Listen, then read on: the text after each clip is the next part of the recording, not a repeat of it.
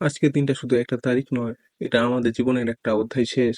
শেষ, হ্যাঁ, আজ শেষ হয়ে গেল একটা অধ্যায়, যার নাম এসএসসি ব্যাচ 2025।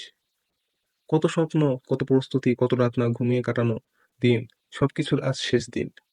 এই কয়েকটা মাসে আমরা শুধু বইয়ের ভেতর না, নিজের ভেতর অনেক কিছু খুঁজেছি। চাপ, টেনশন, আতঙ্ক, সবকিছুর মাঝে থেকেও লড়ে গিয়েছি। আর আজ কলম নামানোর পর হঠাৎ করেই যেন মনে হলো, এইটুকুই এতদিন যেটাকে জীবন মনে হতো, সেটা আজ পিছনে ফেলে আসা গল্প।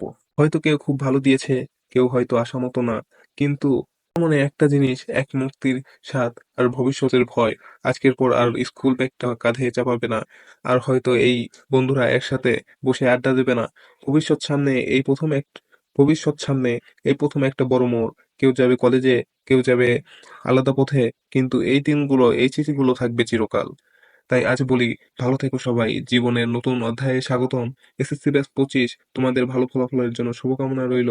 ভুলে যেও না, এই শেষ নয়, এটা শুরু নতুন স্বপ্নের, নতুন যুদ্ধের। আবার দেখা হবে হয়তো অন্যরকম ভাবে।